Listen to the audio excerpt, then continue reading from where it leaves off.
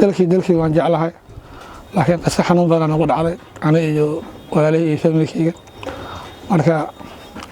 alxamdulilah waxaa waaye waad ka samra maxaa waaye qadarta ilaah ugu samra أعوذ بالله من الشيطان الرجيم أعوذ بالله من الشيطان الرجيم بسم الله الرحمن الرحيم بسم الله الرحمن isagoo yar ayay afka xabad uga dhufteen mooryaan xoog ku haysatay xaafad ay degganaayeen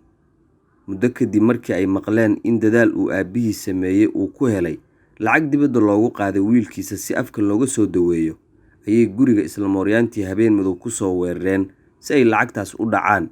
nasiib xumo lacag dhicis keliya kumaysan ekaan dableydii hubaysneed ee aabbihiis iyo adeerkiis ayay isdul saareen waxaana halkaas isaga iyo walaalihii oo horay ay hooyadood u dhimatay uga bilaabatay nolol adag oo waalid la'aan ah macalinow dadkii adigana ku dhaawacay aabbe iyo adeerna dilay ma ka xasuusataa raadkooda iyo cid macnaha allah anagu ma aqaan tuuga habeen ahayd habeen ku taqaanaa dadka aan fahmi kara dadka meel mugdi ahayd laakiin waa aqoon uma yeesho laakiin waa maqaarada ka maqalnaa nimantii waalidii oo kale intay ka baxeen hebel ahaayeen waxbaan loo sheegi jiray laakiin xaqiiqada allah aclam dadkaas maanta lacala haddaad la kulmi lahayd ma maxaad samayn lahayd والله هذا عمركم مدي كلي مانتا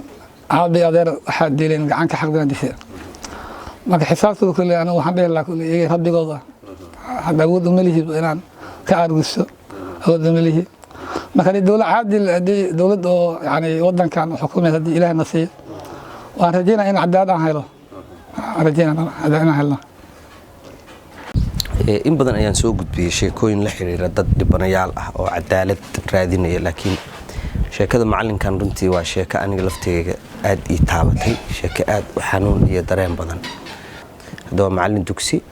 caruur Soomaaliyeed oo badan buu soo saaray quraanka baray kuwa kale haduu baraa in imaamadu uu afka ku xirtana ma ahana quraanka ma aqrin karo ama ma meerin karo caruurta marka Soomaaliya runtii aad bay cilmigeedu u fara badan yahay dulmiga Soomaaliya ka jira ma ahan mid la soo koobi karo waa la soo faagaya hadii la dhaho ilaa qiyaamaha la isdaba qabsanaya laakiin bal sheekada macalinkaan rabaa inaan idin wadaago tani waa sheekada macalin 15 sano afku u duuban yahay oo hadii uu imaamada iska furo dugsigu ka xirmaya maadaama uu codkiisu isbedelayo ardaydana aysan fahmayn aqrintiisa macalin Xasan Muumin macalin Daahir waxa uu 15 sano dugsi quraan ku haystaa xaafadda Saybiyaana ee degmada Hodan quraanka uu dhigayo ayay noloshiisu ku badbaaday ma ahane dhaawici uu maskaxiyan u qaaday mar hore ayuu u waalan lahaa sida uu aaminsan yahay markasta uu isdhaho samir waxa dhacdooyinkii hore ee dhita badnaa soo xasuusinaya afka u duuban ee uusan wali dawo u helin iyo dareen xumada kale ee u sii dheer isaga iyo qoyskiisa xabado soo fureen ani ilmo kala ahayn marka xabadihii أنا يقول عن الله حب الأهل عفوا قرعة مركا هبين كي إيجا قادو استلم هيجي المدينة إيجين كده فهمي كيسي يكون الماضي مركا عابا سنة مثلا إلى عادي يجي مركا يسوع دمي وتا إسلام لي هذا لما درت مثلا صور لي هذا دوجتي صوص أيا تي أنا ممكن قاعد أنا سود دافين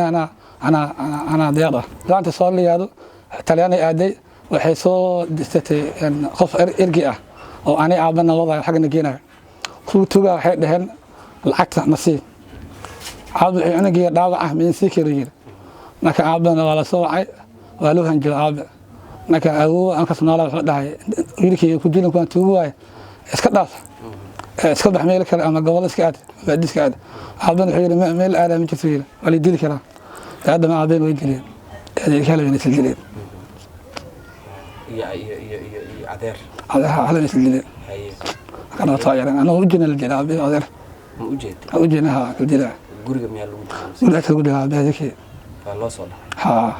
مركز حافظ عقيق تال. مدينة كتال. هي. اللي الآن بقدر. هي. كتالها. معلن داهر وعدالة يا عافمات سوق haddii indhaha laga sii fiirsado keliya waxaa macquul ah in ay cuquubo ka dhalato maadaama uu markasta oynayo marka uu ardada ku dhex jiro. Maxamuud Soo Faysane, magaalada Muqdisho.